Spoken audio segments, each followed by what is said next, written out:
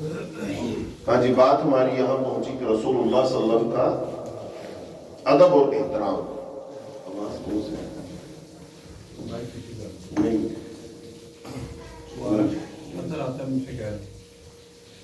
رسول اللہ صلی اللہ علیہ وسلم کا ادب احترام کرنا، آپ کی بات کا احترام کرنا، آپ کے فرمان کا احترام کرنا، آپ کے حکم کا احترام کرنا، یہ اسی طرح لازم اور ضروری ہے جس طرح آپ کی ذات. آپ کا کوئی فرمان آ گیا، آپ کی کوئی حدیث آ گئی، آپ کو کوئی حکم آ گیا، سمجھ لیجئے خود رسول اللہ صلی اللہ علیہ وسلم تشریف لائے. یہاں سے مراد ہماری وہ نہیں ہے جیسے ہمارے دوسرے بھائی لیتے ہیں کہ حضور پاک زندہ ہے ہر جگہ آتے ہیں، یہ مراد نہیں ہے. اس سے مراد کیا ہے؟ آپ کی حدیث سن لینے کے بعد حدیث کا احترام کیا جائے، چونکہ وہ بات آپ کی ذات سے منسوب ہے. لہذا کسریٰ نے کیا کیا تھا؟ اس نے طیش میں آ کر اس کاغذ کے ٹکڑے کا احترام نہیں کیا جس کاغذ کے ٹکڑے کی نسبت کس کی طرف تھی؟ رسول اللہ صلی اللہ علیہ وسلم کی طرف سے. یہ خط کہاں سے آیا ہے؟ رسول اللہ صلی اللہ علیہ وسلم کی طرف سے آیا ہے. یہ حکم کس نے دیا ہے؟ رسول اللہ صلی اللہ علیہ وسلم نے دیا ہے. اس نے طیش میں آ کر وہ ٹکڑے ٹکڑے کیا تو رسول اللہ صلی اللہ علیہ وسلم کو جو بتایا گیا، اللہ کے رسول اس نے خط پھاڑ دیا. اللہ کے رسول جو انتہائی ٹھنڈی طبیعت کے مالک تھے، رحمت للعالمین تھے، اتنی جلدی طیش میں نہیں آتے تھے. تو رسول اللہ صلی اللہ علیہ وسلم نے سنا تو آپ کی زبان مبارک سے بد دعا نکل گئی اس کے لیے. اے اللہ، جس شخص نے میرا خط پھاڑا ہے جیسے اس نے خط کے ٹکڑے ٹکڑے کیے، اللہ اس کی سلطنت کے ٹکڑے ٹکڑے کر. یہ بے ادبی ہوئی تھی، گستاخی ہوئی تھی.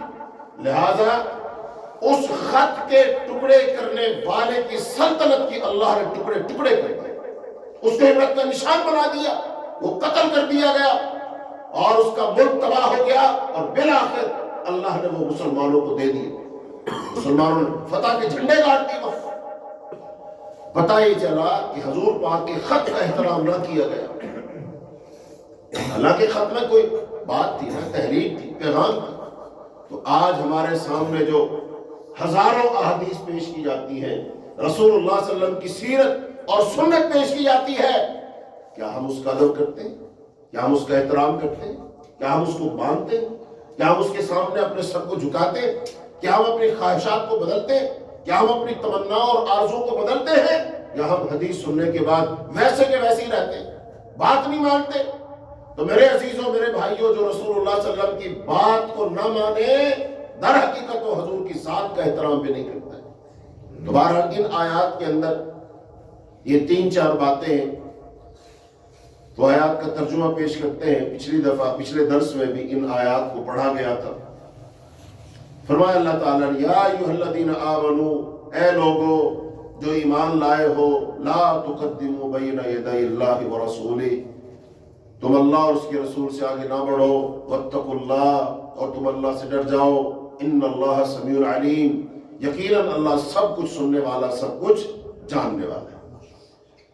آگے نہ بڑھنے کا مطلب جو اللہ کے رسول نے فیصلہ کر دیا ہے، جو اللہ نے فیصلے کر دی ہے، اس سے آگے مت بڑھو، آگے مت سوچو. اس آگے اپنی سوچ فکر کو بنا کر یہ مت سمجھو اس میں میرا فائدہ ہے، اس سے میری دنیا بن جائے گی، مال کما لوں گا، مستقبل روشن ہو جائے گا. سوچ یہ بنا لو جو اللہ اور اس کے رسول نے بتا دیا، فرما دیا، کہہ دیا، میرا فائدہ اسی میں ہے. اب میں اپنے آپ کو اس کے مطابق بنا لوں، اس کے مطابق ڈھال لوں، اس کے مطابق میں ہو جاؤں، اس میں فائدہ ہے. اور اگر ہم اس سے آگے پیچھے ہوئے، ہم نے سمجھا کہ نہیں ایسا کر لینے سے زیادہ فائدہ ہے، تو پھر ہم جو ریڈ لائن ہے وہ کراس کر رہے ہیں، ہم حد توڑ رہے ہیں، ہم آگے بڑھ رہے ہیں. لہذا سوچ میں، فکر میں، کام میں، کاج میں، معاشرت میں، معیشت میں، سیاست میں، عدالت میں، وہ خارجی معاملات ہو، داخلی معاملات ہو، ہر کام میں رسول اللہ صلی اللہ علیہ وسلم کی تابع ہونا ہے.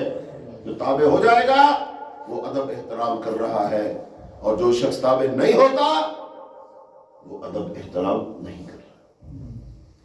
ملکی معاملات ہو وہ بھی اس کے مطابق چلائے جائیں گے، انفرادی اور اجتماعی معاملات بھی اس کے مطابق چلائے جائیں گے. اور کسی بھی شخص کو خواہ وہ عالم ہو یا امام ہو یا کوئی پیر فقیر ہو یہ حق حاصل نہیں، اور نہ ہی کسی جماعت یا پارلیمنٹ کا حق ہے کہ وہ اپنی طرف سے شریعت بنائے، کسی کام کو حلال یا حرام کہے یا باعث ثواب یا گناہ قرار دے۔ اگر کوئی کسی کو یہ حق دیتا ہے تو وہ اسے اپنا رب بناتا ہے۔ وہ بھلے اپنی ذات کو اپنا رب بنائے، ایک جماعت کو رب بنائے، ادارے کو رب بنائے، پارلیمنٹ کو رب بنائے، وہ ان سب کو رب بناتا ہے جن کو وہ اختیار دیتا ہے۔ جیسا کہ اللہ تعالیٰ نے قرآن میں فرمایا اتخذوا احبارهم ورهبانهم اربابا من دون اللہ، اور ایک دوسری آیت میں فرمایا افرأیت من اتخذ الہہ ہواہ، کیا تم نے دیکھا اس شخص کو جس نے اپنی خواہشات کو اپنا خدا بنا رکھا، اپنا الہ بنا رکھا؟ مطلب الہ تو وہ ہے، وہ معبود ہے، ہم اس کی عبادت کرتے ہیں، حکم اس کا مانتے ہیں، حکم اس کا چلے گا، لہذا اس نے جہاں سے حکم لینا ہے، جس کی بات ماننی ہے، وہ درجہ کس کو دے دیا؟ اپنے نفس کو۔ اب وہ وہاں سے آرڈر نہیں لیتا، وہ یہاں سے آرڈر لیتا ہے۔ اس کو فرمان یہاں سے جاری ہوتا ہے، یہاں سے حکم ملتا ہے، یہ کرو، یہ کھاؤ، یہ پیو، یہ پہنو، یہ دیکھو، یہ اچھا ہے، یہ برا ہے۔ سارے حکم کہاں سے آ رہے ہیں؟ دل سے۔ دل حکم دے رہا ہے، اور اللہ کے جو حکم ہے، اللہ کے جو احکام ہے وہ ایک طرف۔ اللہ کے حکم نہیں مانے جا رہے، دل کا حکم مانا جا رہا ہے۔ اللہ فرماتے ہیں یہ جو شخص ہے نا، در حقیقت اس نے مجھے الہ نہیں تسلیم کیا، اس نے اپنے دل کو ہی اپنا الہ بنا لیا، اپنی خواہشات اور تمناؤں کو ہی اپنا الہ بنا لیا۔ تو بتائیے کس الہ کی عبادت کر رہا ہے؟ یہ کس الہ کی عبادت کر رہا ہے؟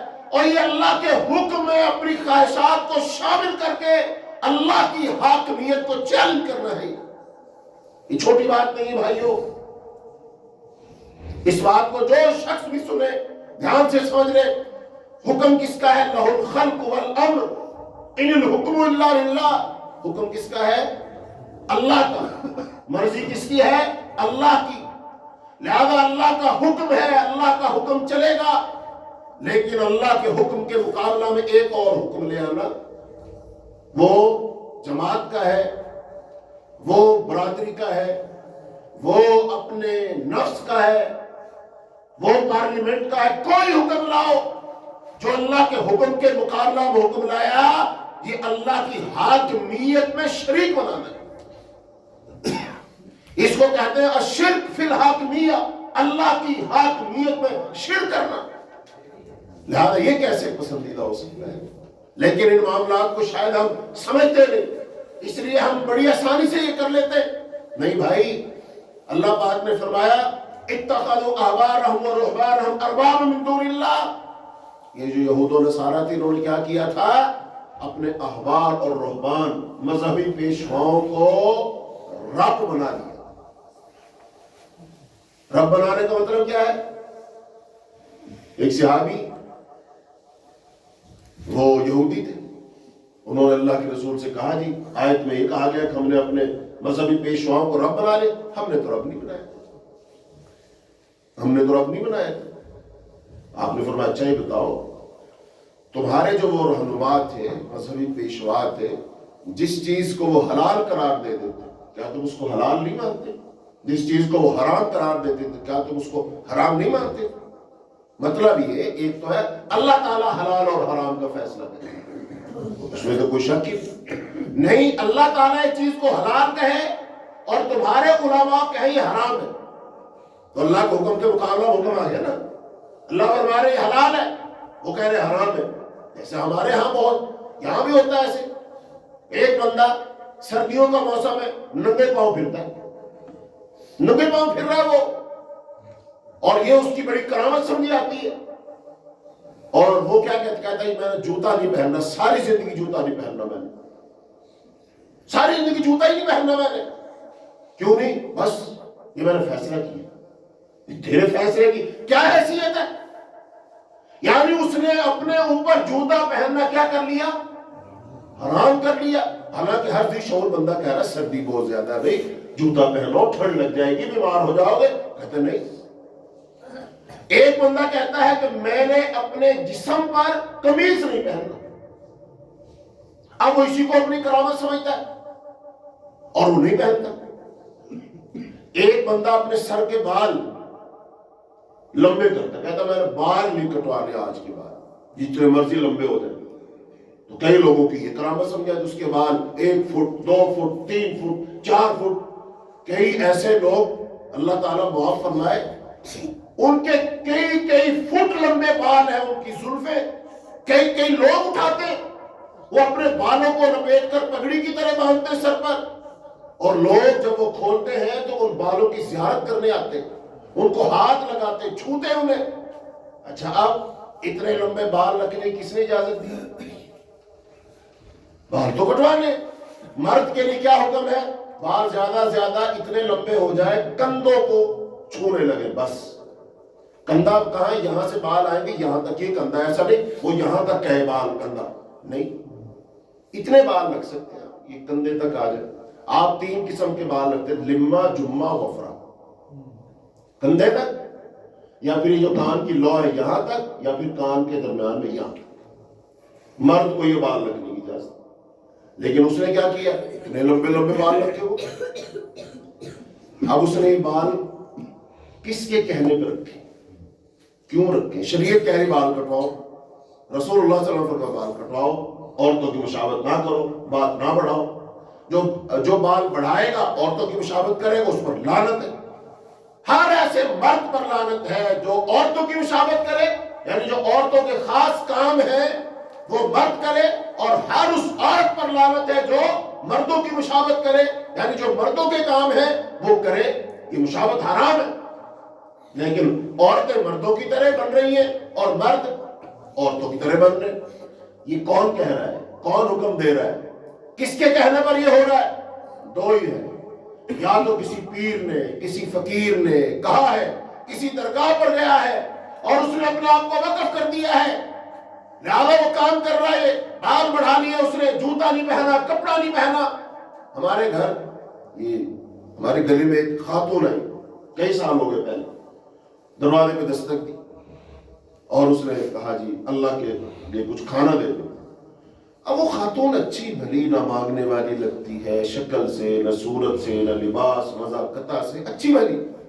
और जब उसे मतलब कहा भी क्यों मांगी, उसने वजाहत की जी असल में हमको मांगते नहीं है, मांगने वाले नहीं है, हम भी जमीन जायदाद वाले हैं, लेकिन हमने ना ये मन्नत मानी थी, हमारे औलाद नहीं थी, फला दरबार पर हम गए थे, तो फिर हमने मन्नत मानी अगर बेटा मिला ना हम उसको मांग कर खिलाएंगे, घर से नहीं खिलाएंगे, मांग कर खिलाएंगे। यानी घर का रिस्क उस पर हराम है और मांग कर खिलाना उसके लिए हलाल। ये उन्होंने अपने ऊपर पाबंदी लगाई। अब ये जो पाबंदी लगाई है ये जायज है ना जायज है? भाई जो रिस्क हलाल है, अल्लाह ने दिया, घर में दिया, जमीनों पे उगता है, तुम्हारे फलों दरख्तों में फल लगता है, तुम रोजी रोटी मेहनत करके कमा के लाते हो, वो तुमने अपने ऊपर हराम कर लिया। और मांग कर जो काम नाजायज है वो तुमने अपने ऊपर हलाल कर लिया, घर का हराम कर लिया। ये किसने इख्तियार दिया? तो फरमाया इत्तखज़ू अहबारहुम व रुहबानहुम, उन्होंने अपने अहबार और रुहबान को रब बना लिया था, क्योंकि वो जो कहते थे वो वही करते थे। तो इसका मतलब उलमा, फुकाहा, उनके उलमा, यहूद और नसारा के उलमा अहले इल्म थे कि नहीं? उनके कलीसाओं में बैठते थे कि नहीं? बड़ी बड़ी वो टोपियां पहनकर लोग उनके सामने आते थे, वो झुकते थे, हाथों को चूमते थे, बपतिस्मा वो दिलवाया करते थे, दुआएं किया करते थे, मुनाजात करवाया करते थे, लेकिन वो क्या करते थे? अपनी तरफ से हुक्म देते ये हलाल ये हराम, और लोग मान लेते थे। तो अल्लाह पाक ने मजम्मत किसकी की है? ये पॉइंट समझो, मजम्मत किसकी की है? वो जो रुहबान है, अहबार है, उलमा है, उनकी मजम्मत आयत में नहीं आई।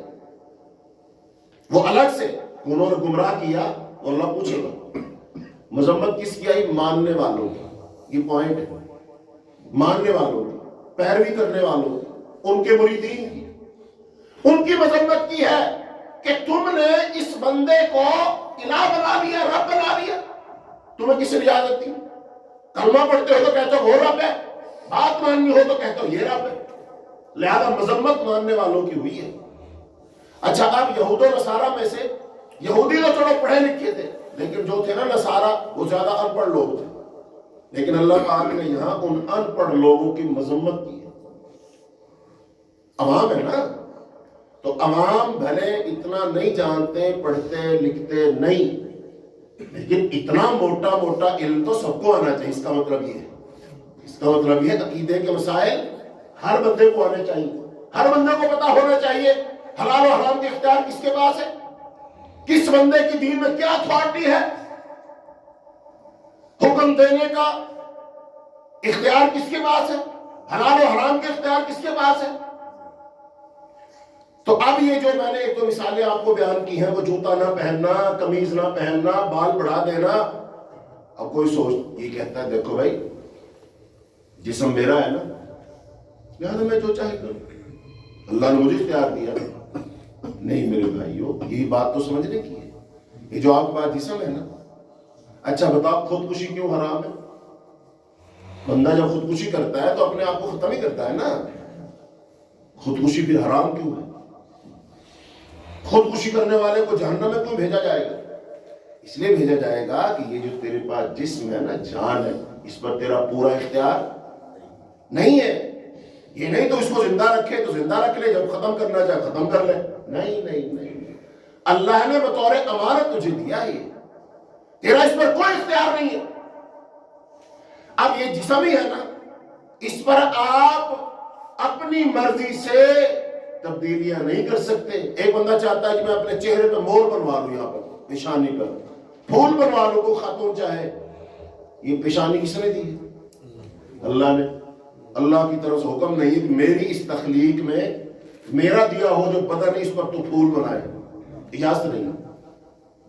بتاؤ جو بندہ کسی کے مکان میں آئے، کرائے پہ مکان لے، وہ صرف اس مکان میں رہ سکتا ہے، اس کو اس میں تبدیلیاں بھی کر سکتا ہے۔ اکثر و بیشتر ہم بھائی مکان ہے، کیل ٹھوکنے نہیں دیتے لوگ، کیل بھی ٹھوکو، بندہ کہتا ہے بھائی ہماری مرضی کے بغیر تم نے کیل کیوں ٹھوکا؟ تم کو دروازہ کھڑکی نہیں لگا سکتے اپنی مرضی سے، کہیں کو روشن دان نہیں لگا سکتے اپنی مرضی سے، چونکہ جس کی عمارت ہے وہ مالک ہے، اور وہ مالک پسند نہیں کرتا کہ اس میں کوئی توڑ پھوڑ کی جائے، لہذا رینٹ پہ رہنا تم نے توڑ پھوڑ نہیں کرنی، اجازت نہیں ہے۔ اور یہ جو سڑکیں ہوتی ہیں حکومت کی ہوتی ہیں نا، اگر کچھ پائپ بھی ڈالنا ہو تو کہاں سے اجازت لیتے ہیں آپ؟ اجازت لے کرتے ہیں نا۔ اور مکان تم بناتے ہو، آ جاتے ہیں ایل ڈی اے والے، کہتے ہیں نقشہ دکھاؤ، بھائی میرا مکان ہے جیسے مرضی بنا لو نا، میں کہتے ہیں نہیں نقشہ دکھاؤ، بنانے نہیں دیتے، کام روک دیتے۔ کیوں؟ یہ ادارے ہیں نا، ان کی حکومت ہے نا۔ اچھا یہاں پر ایل ڈی اے والے اپنی حکومت میں کچھ کرنے نہ دے، مکان کا مالک اپنے مکان میں توڑ پھوڑ کرنے نہ دے، بتائیے جسم کس کا ہے؟ کس نے دیا ہے؟ اللہ کا ہے نا۔ تو اللہ کی طرف سے اجازت نہیں جو تو اس میں خراش تراش کرے، اگاڑ پچھاڑ کرے، اس کو تو اپنے لحاظ سے سیٹ کرے، اپنی پسند کے مطابق اس کو ڈالے، جیسا تو یہ پسند ہے ویسا بنائے۔ اللہ کو یہ پسند نہیں ہے، اس کی طرف سے اجازت نہیں ہے، بتاؤ کیا کرے؟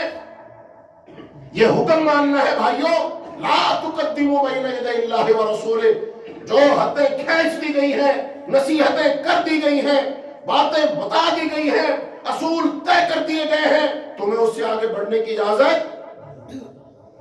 آج ہم کہتے ہیں حالات یہ ہیں، مشکلات ہیں، پریشانیاں ہیں، مہنگائیاں ہیں، تباہیاں ہیں، حکمران یہ ہے وہ ہے۔ میرے عزیزوں، میرے بھائیوں، جب ہم اللہ کے حکموں کے ساتھ یہ کریں گے، قرآن کے ساتھ یہ سلوک کریں گے، اللہ نے جو حدیں کھینچ لی ہیں ان کو پھلانگ جائیں گے، اور اللہ رسول کے حکموں کو چھوڑ کر اپنی مرضی سے منصوبے بنا کر سوچیں گے کہ جو میں سوچ رہا ہوں اس کے مطابق کام کیا جائے گا تو فائدہ ہوگا، ترقی ہوگی، مسائل ختم ہوں گے۔ یہی خرابی کی جڑ ہے۔ اس بات کو مان لو، تسلیم کر لو، اپنے آپ کو اللہ اور اس کے رسول کے حوالے کر دو، شریعت کے حوالے کر دو، مرضیاں چھوڑ دو، آگے مت بڑھو۔ یہ تمہاری کامیابی، پھر اللہ نکالے گا تمہیں، مگر نہ اس جسم میں تجھے کوئی اختیار نہیں ہے تو یہ کرے وہ کرے۔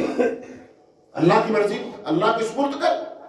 میں تو پہلے مثال لیتا ہوں, اللہ کو, رسول کو, قرآن کو اتنی بھی اہمیت نہیں دیتے, اتنی سپردگی نہیں دیتے, حوالگی نہیں ہے, حوالے نہیں کرتے.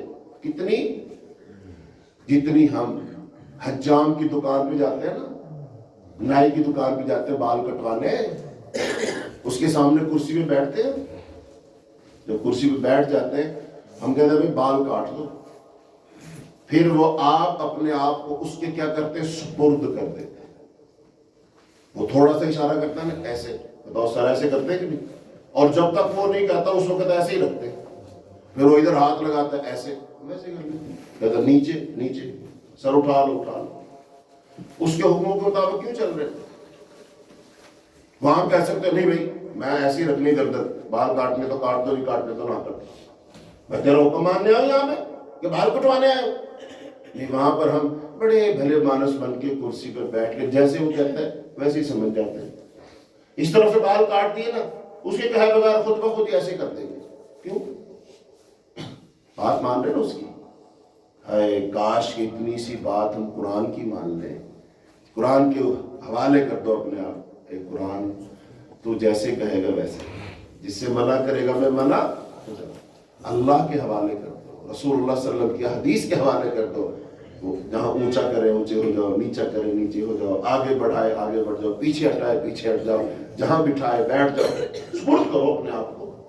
کہتا نا سپردگی شرط بندگی, سپردگی شرط بندگی ہے, یہاں پہ مرنا ہی زندگی ہے.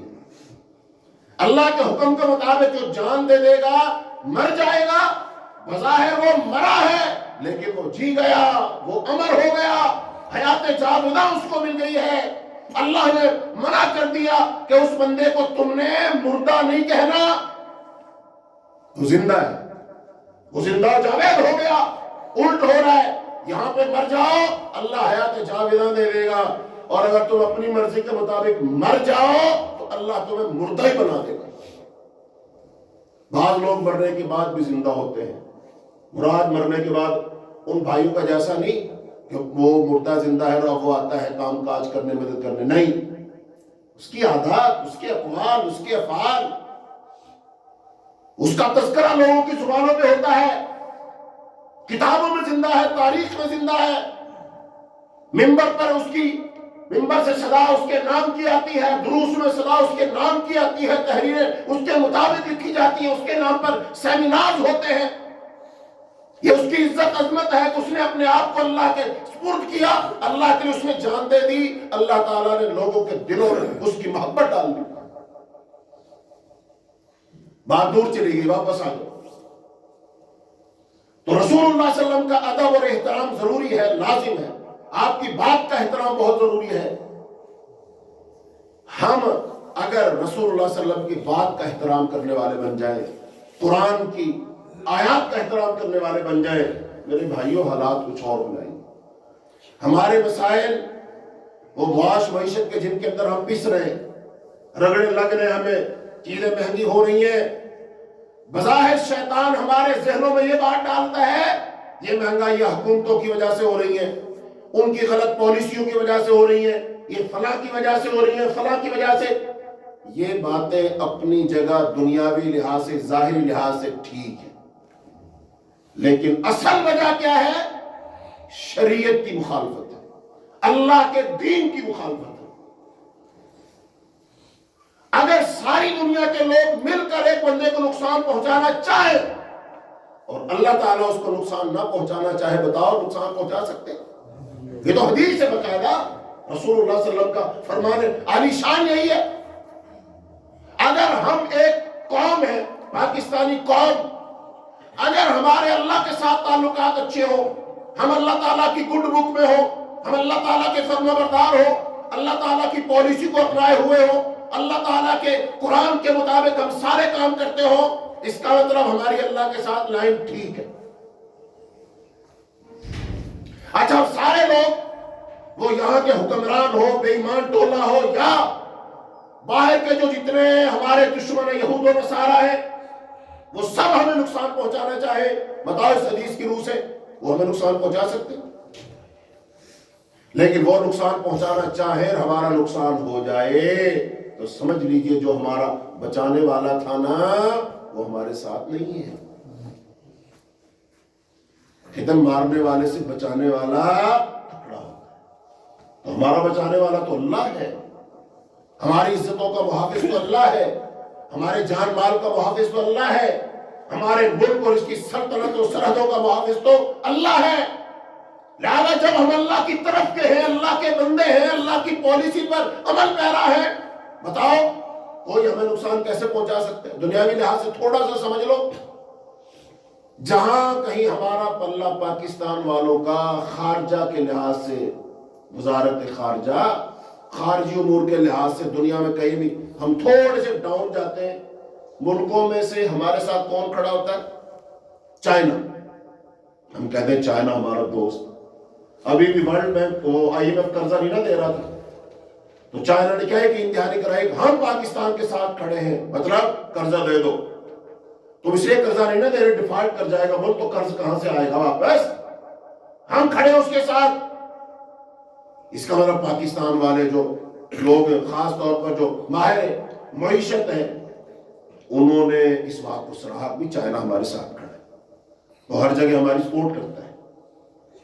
اچھا, ہم خوش ہو جاتے ہیں. فیٹف سے بھی وہ نکالنے میں چائنا نے اپنا کردار ادا کیا. ہم کہہ رہے ہیں چائنا ہمارا دوست ملک ہے. ٹھیک ہے, اب اسی مثال کو لے جاؤ اللہ رب العالمین کی طرف. ان لوگوں سے اللہ کی کوئی مثال نہیں ملتی. سمجھانے کے لیے ہم بات کر رہے ہیں. سب خلاف ہو, اللہ ہمارے ساتھ ہو, کتنا سہارا ملے گا؟ یہ سمجھانے کی بات ہے.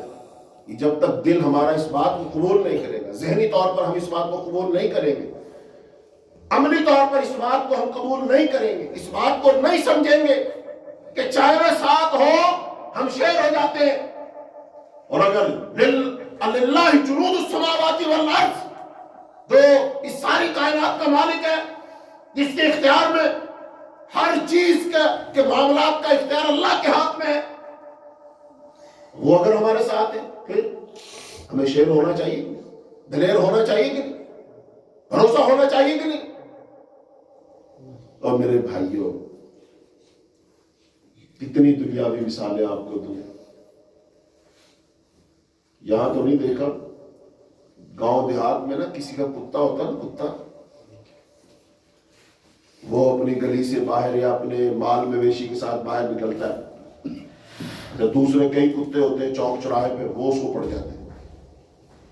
اچھا, وہ کتا جب اکیلا ہوتا ہے ڈر جاتا ہے, لیکن جب اس کا مالک آ جائے, وہ سمجھ لے میرا مالک آ گیا, وہ اشارہ کرتا ہے, کتے کی طرف اشارہ کرتا ہے. کتا اپنے مالک کی بیس پر, بہا پر باقی کتوں کو پڑ جاتا ہے, حالانکہ ہوتا تب بھی اکیلا ہی. لیکن اب وہ کیا سمجھتا ہے, میرے پیچھے کون کھڑا ہے؟ میرا مالک کھڑا ہے. اتنی سمجھ کتے کو ہی ہے.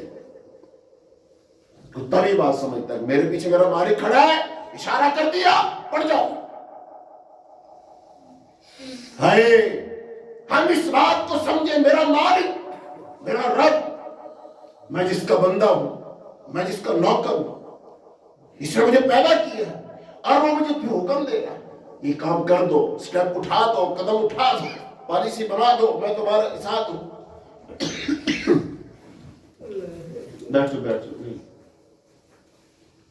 وہ کہتا ہے میں تمہارے ساتھ ہوں. فرمایا لا تہینوا ولا تحزنوا وانتم الاعلون ان کنتم مؤمنین. غم مت کرو, ہلکے مت پڑو, پریشان مت ہو. لا تہینوا ولا تحزنوا, مومن تم ہی ہوگے اگر تم مومن ہو. تو ایمان کا تعلق کس کے ساتھ ہے؟ اللہ کے ساتھ. کہ اگر تم صحیح معنوں میں میری بات ماننے والے, میری فرما برداری کرنے والے ہو, یہ ساری دنیا مل کر زور لگا لے ایڑی چوٹی کا, میں تمہارے ساتھ ہوں, غالب تم ہی آؤ گے, یعنی میں تمہیں غالب کر دوں گا. اور ہمارا مالک ہمیں اتنے بڑے بڑے وعدے دلا رہا ہے, تسلیاں دے رہا ہے. ہمیں تو چاہیے ہمارا مالک اشارہ کرے اور ہم ان سے جا ٹکرائیں, لڑ جائیں ان سے. اب اس بات کو کوئی بندہ سنے گا, درد دل رکھنے والا, اسلام کو سمجھنے والا, قرآن پاک کو سمجھنے والا, دین اسلام کے مقاصد کو سمجھنے والا، مقاصد شریعت کو سامنے رکھنے والا، دین کے مقابلہ میں جو لوگوں کے بنائے دین ہے ان کی بربادی چاہنے والا ہر شخص اس بات کو سمجھے گا جو میں کہنا چاہ رہا ہوں۔ اور جو لوگ ان ساری باتوں سے ناآشنا ہیں، ان کو اس بات کا شعور نہیں ہے، وہ بزدلانہ جملے کستے ہیں اور کہتے ہیں نہیں یہ تو پاگل پن ہے، ایسے بھلا کیسے ہو سکتا ہے؟ اور تاریخ پڑھ کے دیکھو ایسا ہی ہوا ہے۔ بدر کا میدان تھا، بتاؤ کیا ہوا؟ غزوہ احزاب میں دیکھو کیا ہوا،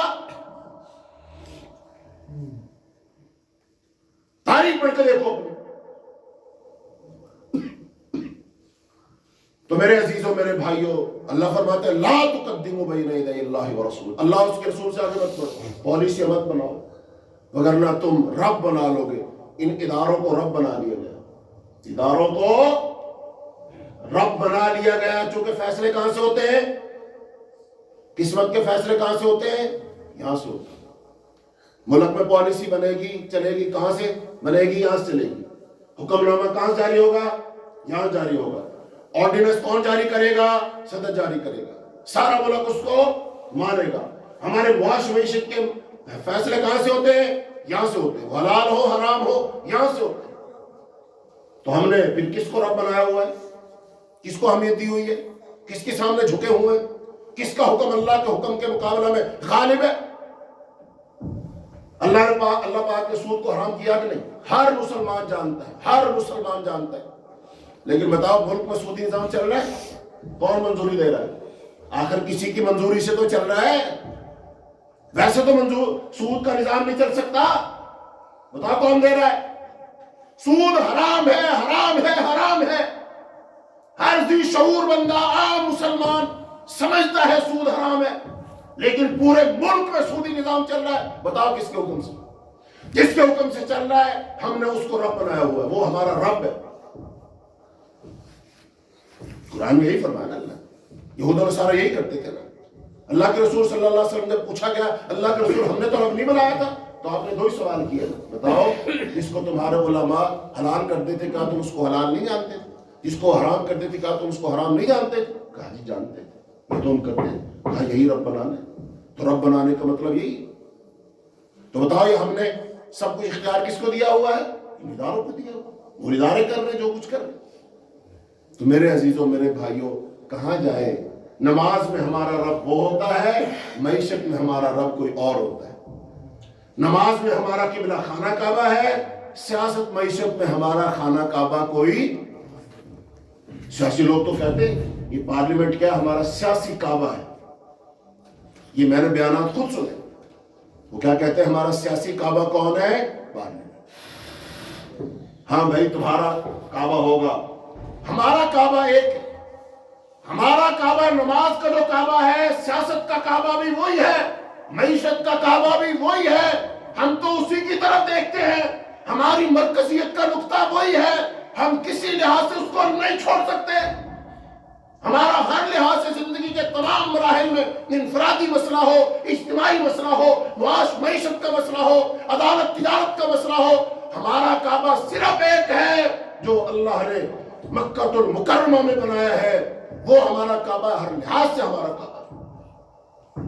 ہمارے لیے مرکزی شخصیت جس کے گرد ہماری سوچ، فکر، دنیا، آخرت، کامیابی، ناکامی ہماری گھومتی ہے، وہ ایک ذات ہے اور اس کا نام ہے حضرت محمد صلی اللہ علیہ وسلم۔ ہماری سوچ فکر کا محور اور مرکز وہ ذات۔ تو اس لیے میرے عزیزوں، میرے بھائیوں، اس بات کو سمجھ لو، میں آپ کے سامنے جو یہ درد دل رکھ رہا ہوں اس کو سمجھ لو۔ میں تو ایک ترانہ گا رہا ہوں آپ کے سامنے، فکر دے رہا ہوں آپ کو، سمجھانے کی کوشش کر رہا ہوں آپ کو۔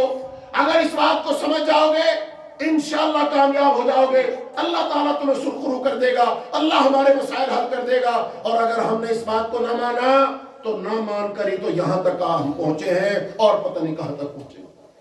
اقبال نے کہا تھا نوا پیرا ہو اے بلبل کہ ہو تیرے ترنم سے، کہ اے بلبل اس باغ میں تو اپنا ترانہ گا دے، نوا پیرا ہو اے بلبل کہ ہو تیرے ترنم سے، कबूतर के तने नाजुक में शाही का जिगर पैदा।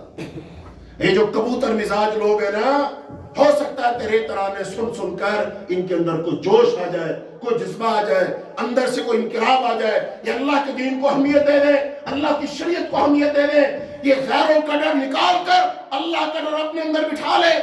इनके अंदर जो बुत बने हुए हैं, इनकी जो काबे अलग अलग बने हुए हैं, इनकी समत और अतराफ और तरफ है, ये सारे काबों किबलों को छोड़कर एक अल्लाह की तरफ अपना रुख कर ले तो अपना तराना गा दे। हो सकता है कबूतर के अंदर शाहीन का जिगर पैदा हो जाए।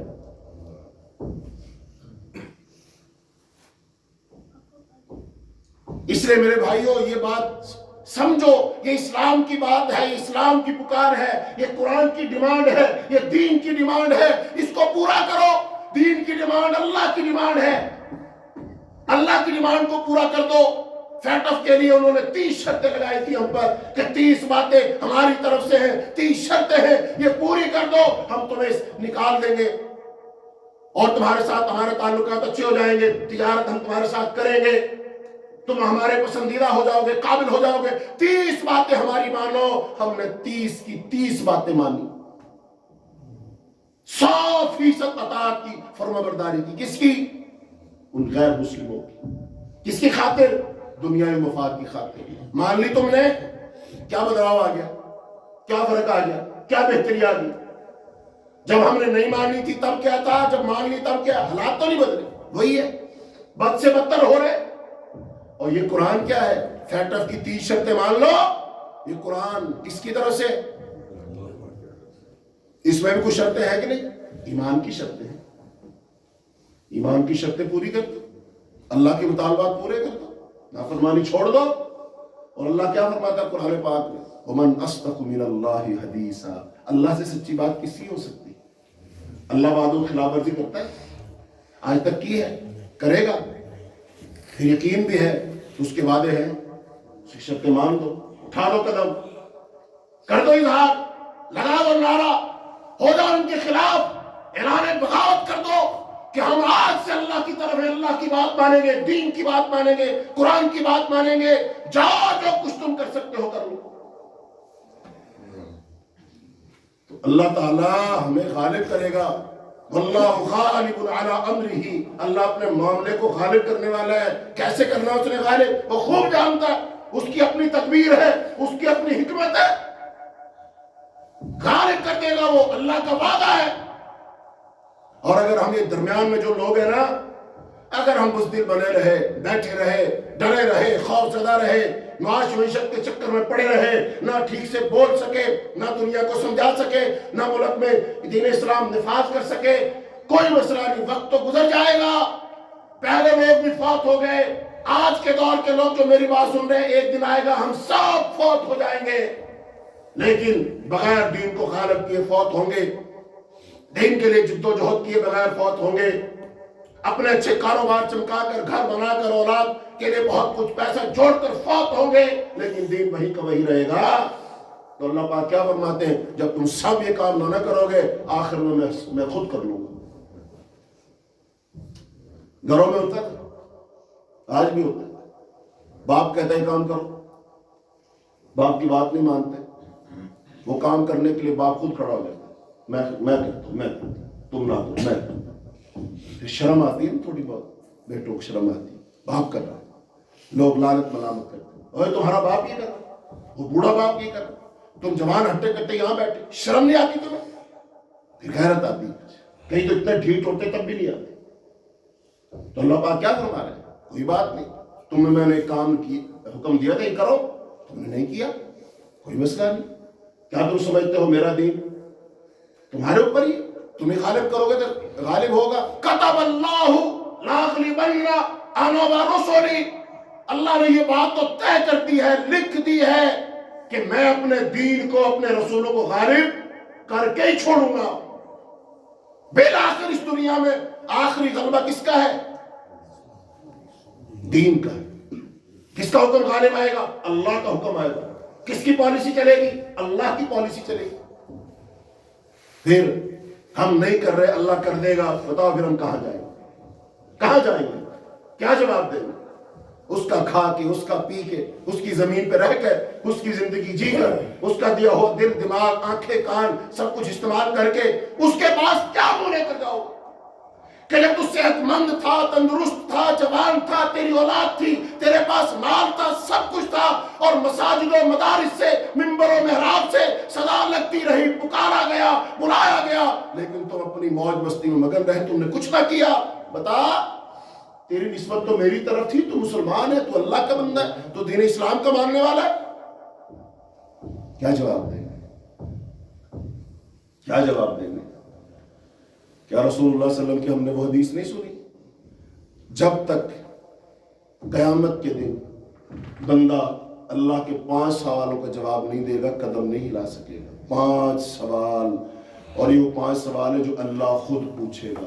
اللہ اور بندے کے درمیان کوئی ترجمان بھی نہیں ہوگا. ان میں سے پہلا سوال عمر کے بارے میں، کہاں گزاری؟ جوانی کہاں گزاری؟ مال کہاں سے کمایا؟ مال کہاں خرچ کیا؟ نمبر 5، جتنا علم تھا اس کے مطابق عمل. 5 سوال ہیں. کیا جواب دیں گے؟ پہلا عمر کے بارے میں، عمر کہاں گزاری؟ اپنے کاموں میں، اللہ کے کاموں میں. تو اللہ کے لیے جیا کہ اپنے لیے جیا؟ اللہ کے لیے مرا کہ اپنے لیے مرا؟ دن رات 24 گھنٹوں میں تیرا ٹائم ٹیبل جو تھا اس میں اللہ کے لیے کتنا وقت تھا؟ دین کے بارے میں کتنا سوچتا تھا تو؟ کوشش کاوش کتنی کرتا تھا تو؟ دائیں بائیں سے صدائیں بلند ہوتی تھی نا؟ کیا کرتا تھا؟ کیا جواب دیں گے؟ یہ فرضی سوال نہیں ہے.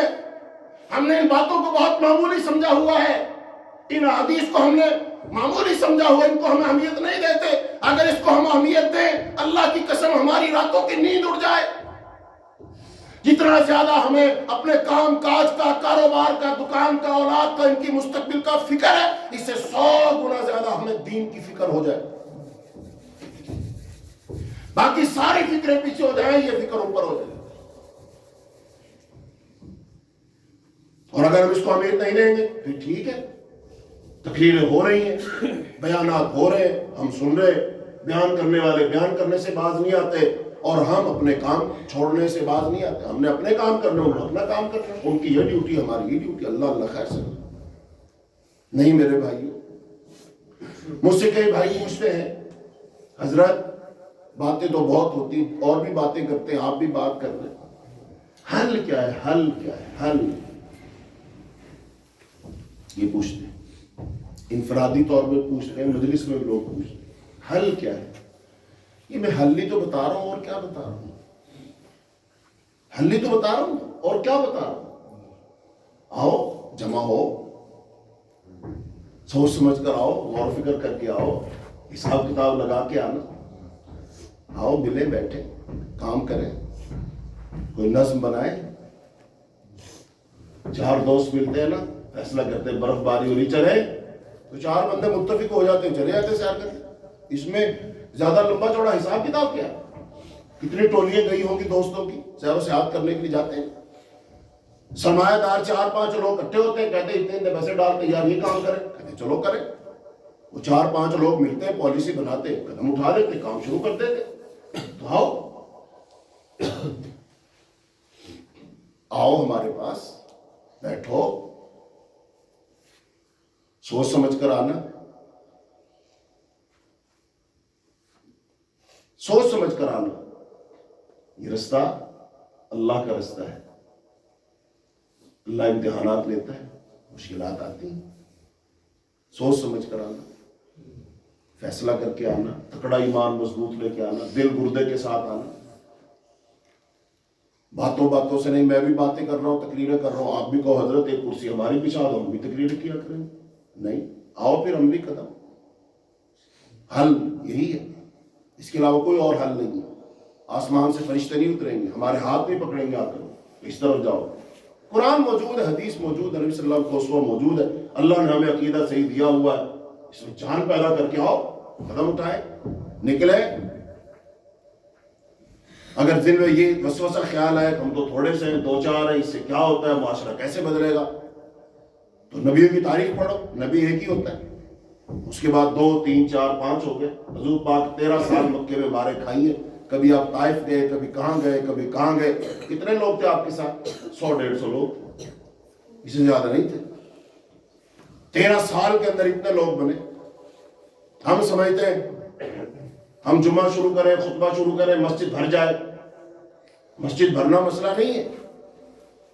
وہ اچھے صاحب ایمان، معیاری، سن کر عمل کرنے والے لوگ چاہیے. وگرنہ تو جتنی مسجدیں ماشاءاللہ نمازیوں سے بھری ہوتی ہیں، بیانات ہوتے ہیں، یہ لوگ سارے کے سارے جو سن کے جاتے ہیں اس پر عمل کر لیں کافی ہے. انقلاب آ سکتا ہے، لیکن ہم صرف سننے جاتے ہیں، سن کے آتے ہیں اور پھر وہی کام کرنے جاتے ہیں اس کے بارے میں حضرت نے بتایا ہوتا کہ یہ منع ہے، یہ حرام ہے، یہ نہیں کرنا چاہیے، وہی کام کرنے جاتے ہیں. فائدہ؟ میرے بھائیوں، قدم اٹھانے کی ضرورت ہے، شرازہ بندی کی ضرورت ہے، متفق ہونے کی ضرورت ہے، قدم اٹھانے کی ضرورت ہے. بالکل ہے.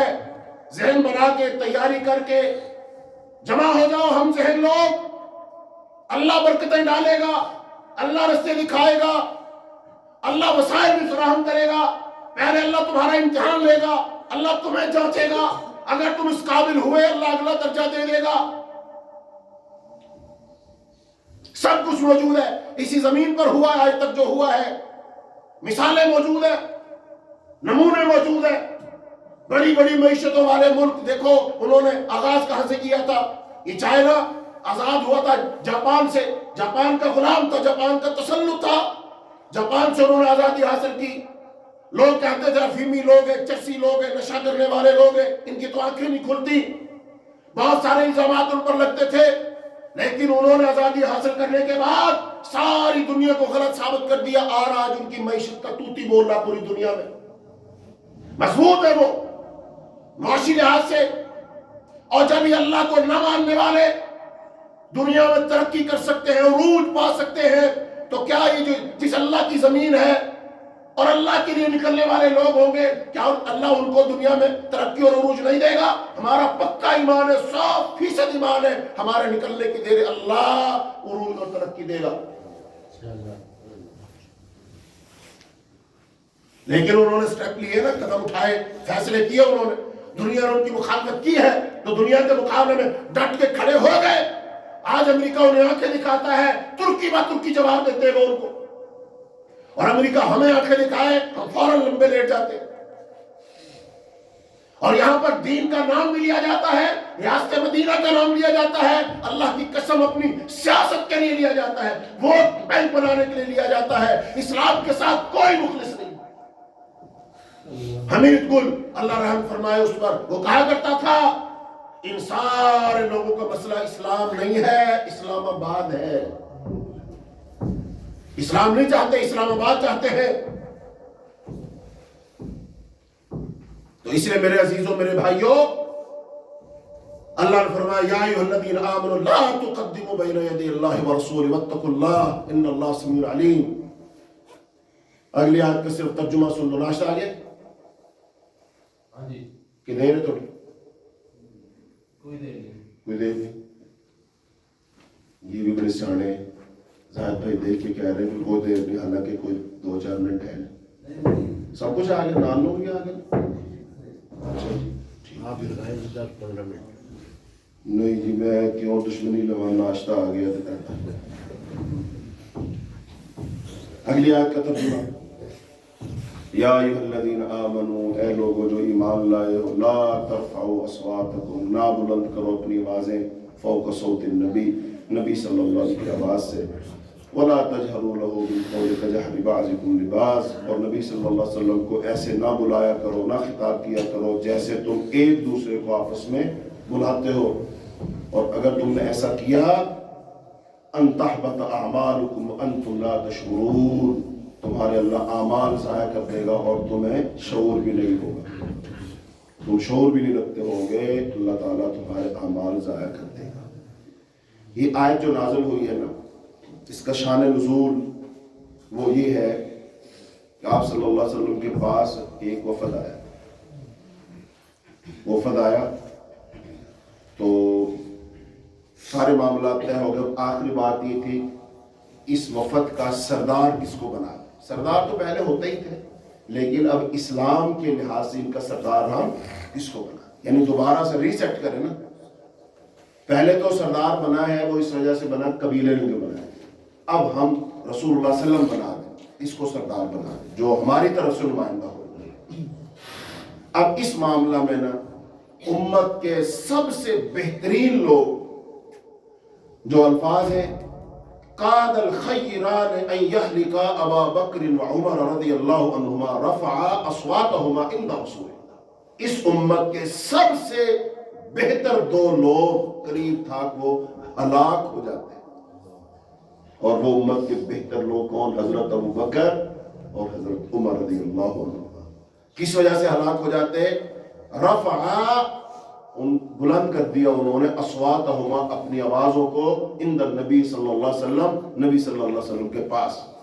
حین قدم علیہ رکب بنی تمیم، جب بنی تمیم کا ایک وفد آیا.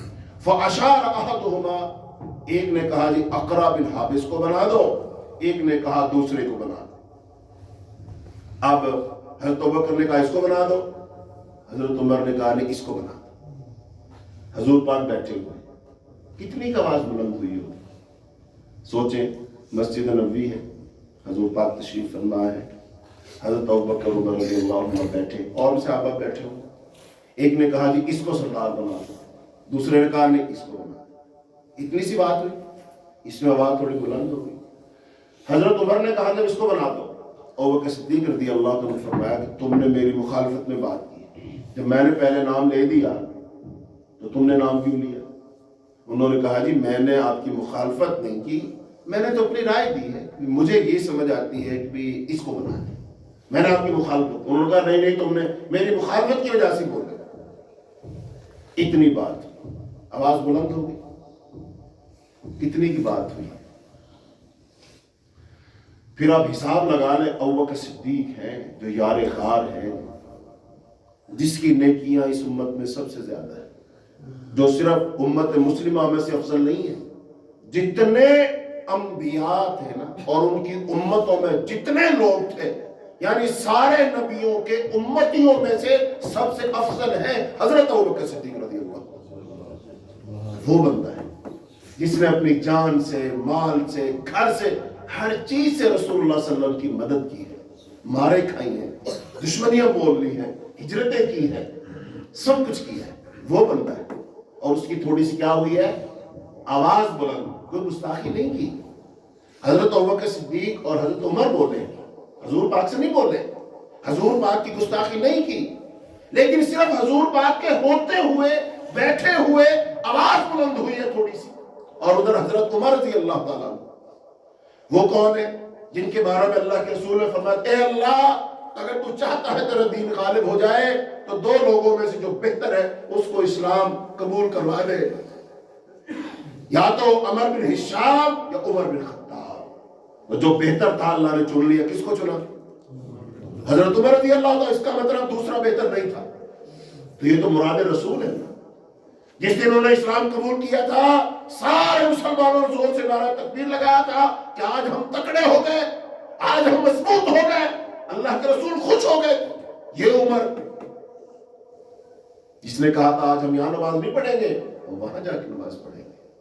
یہ وہ عمر جو ہجرت کرنے لگا تو کہا تھا میں ہجرت کرنے لگا عمر بن خطاب، اے مکے والوں سن لو، جس میں جرأت ہے آ کر میرا رستہ روکے، جس نے اپنی بیوی کو بیوہ کروانا ہے آ جائے، اپنے بچوں کو یتیم کروانا ہے آ جائے، میرا رستہ روکے. یہ جرأت مند عمر، وہ عمر جس نے اپنے ہاتھ سے اپنے سگے ماموں کو قتل کیا اسلام کے لیے، ہجرت کی. یہ عمر جب مال مانگا گیا اپنے گھر کا آدھا مال لے کر نبی صلی اللہ علیہ وسلم کی خدمت میں حاضر ہو گئے. یہ عمر رضی اللہ عنہ اجمعین اللہ کے رسول کے پاس بیٹھے. کیا کام ہوا؟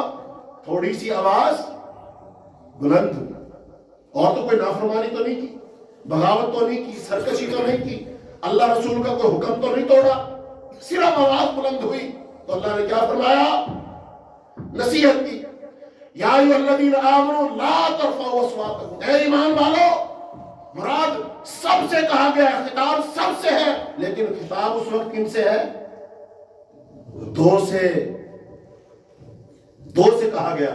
نام سب کا مخاطب جمع کا سیگا، لیکن مراد تو دو ہی ہے نا.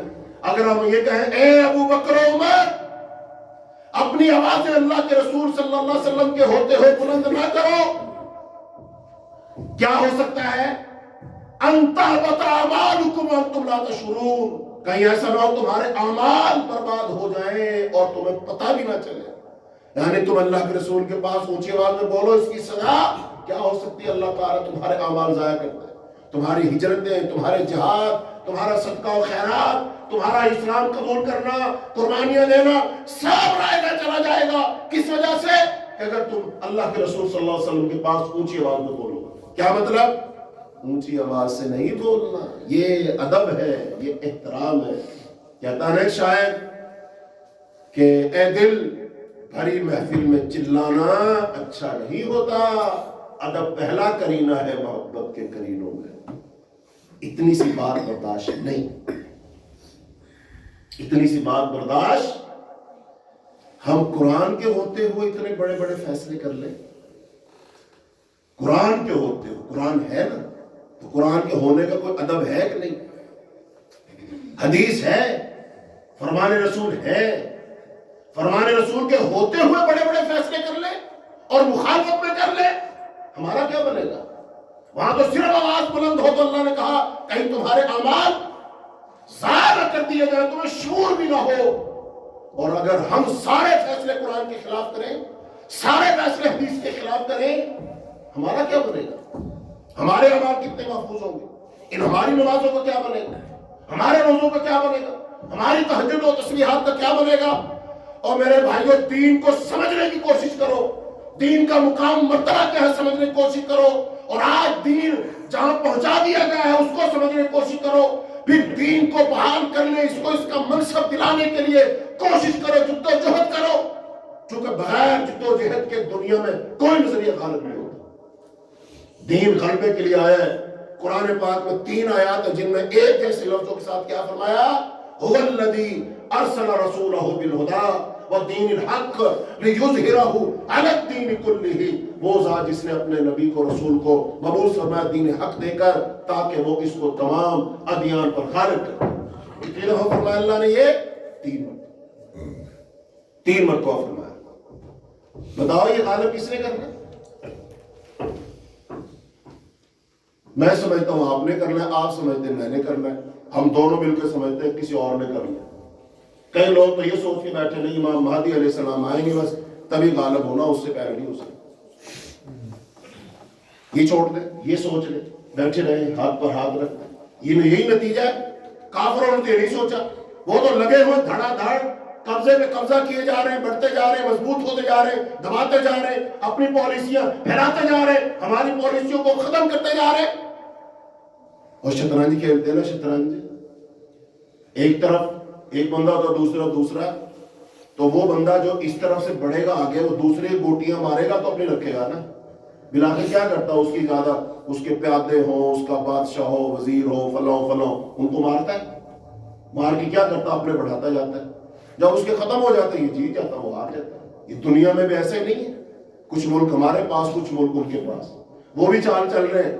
ہمارے ملکوں سے ہمیں نکالتے جا رہے ہیں اور اپنا نظام، قاعدہ، قانون وہاں پر بڑھاتے جا رہے ہیں اور ہمیں دھکیلتے جا رہے ہیں اور ہم پیچھے نہیں آگے. اور اس بساط میں ہم کہاں ہیں؟ اس پر ہمارا مقام مرتبہ کہاں ہے؟ ہمارے بادشاہوں کو لٹ دیا گیا، ہمارے وزیروں کو خرید لیا گیا، ہمارے پیادے ان کے پاؤں توڑ دیے گئے، ان کے ہاتھوں میں جو ہتھیار تھے وہ لے کر چھین کر وہ تسبیحات دے دی گئی. اللہ اللہ خیر صلی اللہ، ذکر و فکر میں لگے رہو، نمازیں پڑھتے رہو اور بس. اور خود توپ و تفنگ کے ساتھ، تیاری کے ساتھ، ایٹم بم بنا کر کے، راکٹ طیارے بنا کر کے، آگ دوزے بنا کر کے، بڑے بڑے بحری جہاز بنا کر کے، ان پر طیارے لاد کر کے ساری دنیا میں دن کراتے پھرتے ہیں اور ہمیں کہتے ہیں اگر تم نے اپنے مذہب کے لیے آواز اٹھائی تو ٹیررسٹ. ہم امن کے ٹھیکیدار اور تم امن کو برباد کرنے والے. مطلب دین اسلام دنیا کے امن کو خراب کرنے والا ہے، سائڈ میں رکھو اسے. یہ قرآن دنیا میں بدامنی پھیلاتا ہے، سائڈ میں رکھو اسے. اور ہماری پالیسی، ہمارا نظام دنیا کو امن دے گا، لہذا ہم اس کو نافذ کریں گے. یہی مطلب ہے دین کا. اور ان کا بیانیہ ٹھیک ہے. اور بتاؤ ان کا بیانیہ دنیا میں چل رہا ہے کہ نہیں؟ ان کا بیانیہ چل رہا ہے کہ نہیں؟ کہتے ہیں ہاں جی امن چاہیے، کہتے ہیں امن چاہیے، اسلام کو سائڈ پہ کرو، اسلام کے اس قرآن کے ہوتے ہوئے امن نہیں آ سکتا، لوگوں کا ذہن بنا دیا۔ کلمہ پڑھنے والے مسلمان یہاں بولیاں بولتے، کہتے دین تو ہر ایک کا انفرادی مسئلہ ہے، کوئی کرے کرے نہ کرے نہ کرے، زبردستی تم اس کو نافذ نہیں کر سکتے۔ ہاں کافروں کا نظام نافذ زبردستی ہو سکتا ہے، ہمارا پارلیمنٹ کو قانون بنائے، اس کو کوئی نہ مانے، اس کی حیثیت کی تحصیل کیوں نہ مانے، وہ قانون بنا کے آئین بنا کے ہم نے دے دیا سپریم کورٹ کو، اگر اس کے مطابق کوئی نہ مانے اس کو گھر سے کھینچ کے گرفتار کر کے لاؤ اور اس کو پیش کرو، چونکہ اس نے ہمارا قانون نہیں مانا نا۔ ہے کاش کوئی ایسی عدالت بھی ہو جس میں اللہ کے مجرموں کو پیش کیا جائے کہ اس نے اللہ کا قانون نہیں مانا، اس نے قرآن کا اصول نہیں مانا، اس نے حدیث کا اصول نہیں مانا، یہ مجرم ہے، لاؤ اس کو گرفتار، سزا دو، پوچھو اس سے۔ کہتے نہیں تم نہیں پوچھ سکتے۔ میرے بھائیوں، میرے عزیزوں، اللہ تعالی ہمیں دین کو، دین کے تقاضوں کو سمجھنے کی توفیق، اللہ تعالی ہمیں ہمت دے، توفیق دے کہ ہم اس دین کے لیے کچھ کر پائیں، اس دین کے غلبے کے لیے ہم کچھ کر پائیں۔ اللہ تعالی ہمیں توفیق دے دے۔ اے اللہ ہم سے کام دے دے۔ اللہ ہم گندے ہیں، مندے ہیں، اللہ بے عملے ہیں، اللہ سہکار ہے، اللہ تو ہمیں اجلا کر دے، ہمیں صاف کر دے، اللہ ہمیں قابل بنا دے، اللہ تو ہم سے دین کا کام لے لے، اللہ تو ہمارا محتاج نہیں ہے، تیرا دین ہمارا محتاج نہیں ہے، اللہ تیرے نزدیک تو بہت اچھے اچھے پیارے پیارے بندے ہیں، اللہ اور بندے ہیں جن کو تو پیدا کرے گا ان سے کام لے لے گا۔ اے اللہ ہماری درخواست یہ ہے، ہماری منت یہ ہے، اللہ ہماری گزارش یہ ہے، اللہ تو اپنے اس عظیم کام کا ہم جیسے ناکارہ بندوں سے بھی کام لے لے۔ اللہ اگر ہم اس دین کے ساتھ جڑ گئے ہم ناکارہ بھی کارآمد بن جائیں گے۔ اللہ ہم پر رحم فرما دے، اللہ ہم سے اپنے دین کا کام لے لے، اللہ اس دین کی ترویج تنفیذ کا اللہ ہم سے کام لے لے، اللہ دین کے غلبے کا کام لے لے، اللہ اس دین کو پہلے اپنی ذات میں غالب کرنے کی توفیق دے، اللہ اپنے گھر میں غالب کرنے کی توفیق دے، اللہ اپنے کام کاج کاروبار میں غالب کرنے کی توفیق دے، اللہ اپنے معاشرے میں غالب کرنے کی توفیق دے، اللہ پھر ہمیں ہمت دے، ہمیں توفیق دے، ہمیں جرت دے، ہمارے دلوں کو مضبوط کر دے کہ اللہ اس دین کا جھنڈا اٹھا کر ہم دنیا میں اس کو بلند کرنے کی نکلے۔ اللہ ہم سے تو اپنے دین کے غلبے کا کام لے لے، اللہ ہم سے اپنے دین کے غلبے کا کام لے لے، اللہ تو ہم سے راضی ہو جا، اللہ تو ہم سے خوش ہو جا، اللہ دین ہم سے دیکھا نہیں جاتا، اللہ قرآن نیچے ہے، دنیا کی دستور اوپر ہے، اللہ تیرے بنائے ہوئے قاعدے پس پشت ڈالے ہوئے لوگوں کے بنائے ہوئے قوانین پر عمل ہو رہا ہے۔ اللہ ہماری دینی غیرت و حمیت اللہ یہ برداشت نہیں کرتی، اللہ ہمیں ہمت دے دے، اللہ ہمیں توفیق دے دے، اللہ ہم سے کام لے لے، اللہ دین کے غلبے کو غالب ہوتا ہو اللہ ہمیں دکھا دے، ہماری آنکھوں ہمارے سینوں کو ٹھنڈا کر دے، اللہ دین کے غلبے کا کام لے لے، دین کی تنفیذ کا کام لے لے، اللہ تو ہمیں اس کے لیے منتخب، اللہ چن لے ہمیں، اللہ فیصلہ کر۔ اے اللہ سب کچھ تیرے اختیار میں ہے، اللہ تیرے اختیار میں ہے، اللہ سب کچھ تیرے اختیار میں ہے۔ رسول اللہ صلی اللہ علیہ وسلم فرمایا من یرید اللہ بہ خیرا یفقہہ فی الدین، جس کے ساتھ اللہ بھلائی کا ارادہ کرتا ہے اس کو اپنے دین کی سمجھ دیتا ہے۔ اللہ تو ہمارے ساتھ بھلائی کا ارادہ فرما دے، اللہ بھلائی کا ارادہ فرما دے، اللہ بھلائی کا ارادہ فرما لے، اللہ ہمیں دین کی صحیح سمجھ دے دے، اللہ پھر ہم سے دین کی تنفیذ کا غلبے کا کام لے لے، اللہ ہمیں اپنی بارگاہ میں قبول کر لے، اللہ قبول کر لے، ہمارے دلوں کو صاف کر دے، ذہنوں کو صاف کر دے، اندیشوں کو نکال لے، دین کے چراغ کو اللہ روشن کر دے، پورا روشن کر دے، یہ ہمارے باطن کو منور کر دے، دلوں کے اندھیروں کو دور کر دے، دلوں کو پاک اور صاف کر دے، اللہ دنیا میں جتنے خوف ہیں ان سارے خوفوں سے ہمیں نجات دے دے، اللہ ہمارے باطن کو صاف کر دے، اللہ ہماری سوچ کو صاف کر دے، اے اللہ بیماروں کو شفا عطا فرما دے، اللہ پریشان حالوں کو پریشانیوں سے نجات عطا فرما دے، اللہ ملک پاکستان کے حال پر رحم فرما دے، اللہ اس ملک کی حفاظت فرما، اللہ اس کو اسلام کا گہوارہ بنا، اللہ یہاں پر دین کا غلبہ عطا فرما، اور جو اس نظریے سے اس ملک کے اندر کام کر رہے، اس کا دفاع کر رہے، اس کی حفاظت کر رہے، اس کی سرحدوں پہ پہرا دے رہے، اللہ ان کی حفاظت فرما۔ اللہ جو اس ملک کے دشمن ہے، ظاہری باطنی دشمن ہے، اللہ انہیں ہدایت عطا فرما۔ اگر ان کے نصیب میں ہدایت نہیں ہے تو اے اللہ تو ان سے خود انتقام لے لے، اللہ ان کو نیست و نابود فرما دے۔